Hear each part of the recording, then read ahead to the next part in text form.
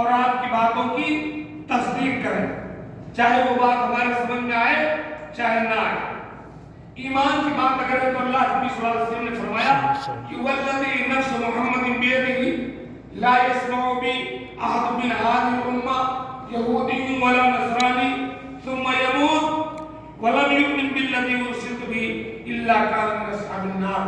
قسم اس اللہ کی جس کے قبضے میں محمد کی جان ہے، اس امت کا کوئی بھی فرد چاہے وہ یہودی ہو چاہے نصرانی، میری نبوت اور رسالت سن لینے کے بعد اگر میرے اوپر ایمان لائے بغیر مر گیا تو جہنمی کوئی بھی۔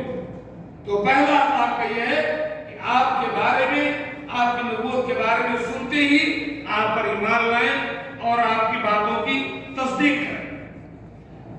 حضرت خباب بن رضی اللہ تعالیٰ عنہ کے بارے میں آپ جانتے ہیں، جن کو آگ کے انگاروں پر لٹا دیا جاتا تھا، یہاں تک ان کی پیٹھ جل گئی تھی۔ حضرت عمر کے دور حکومت میں کبھی کبھی خباب اپنی پیٹھ دکھاتے تھے، گوشت پورا کٹ چکا تھا، ہڈیاں دکھتی تھی، وہ حالت تھا کس جرم میں؟ اللہ کے نبی پر ایمان لانے ہوئے۔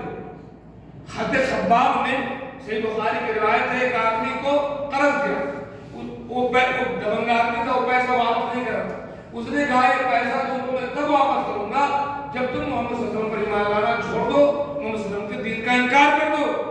حضرت خباب رضی اللہ تعالیٰ عنہ نے فرمایا لا اکفر حتی یمیتک اللہ ثم تبعث، تم مرے اور مر کر پھر زندہ ہو قیامت تک میں محمد رسول اللہ صلی اللہ علیہ وسلم کے ساتھ کفر نہیں کر سکتا۔ ایمان لے آئے تو لے آئے سلام۔ تو پہلا ہمارے نبی کا یہ ہے کہ ہم آپ پر ایمان لائیں اور آپ نے جو باتیں بتائی ہم کو سچا ابھی میں خطبہ دے کر کے آ رہا ہوں۔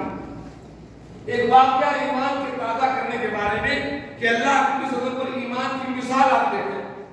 غالباً نسائی کی صحیح حدیث ہے، اللہ کے نبی صلی اللہ علیہ وسلم نے ایک بدو سے گھوڑا خریدا تھا، کئی بار میں نے اس کا ذکر کیا ہے، پھر ذکر کرتا ہوں۔ گھوڑا خریدا تو آپ جانتے ہیں جو بدو ہوتے ہیں عرب کے بڑے اجڑ قسم کے ہوتے ہیں، ان کی باتوں کا کوئی اعتبار نہیں ہوتا، کچھ بھی کر سکتے۔ گھوڑا جب اللہ کے نبی نے خرید لیا اور جب چلے آگے، تم گھوڑا لے کر کے آؤ میں آگے چل کر پیسہ دیتا ہوں تم کو، راستے میں اس کی نیت خراب ہو گئی، کسی دوسرے آدمی نے اس کو ڈھیر پیسے دے دیا یہ گھوڑا مجھے مل جائے۔ اب اس نے اللہ کے نبی صلی اللہ علیہ وسلم کو آواز دی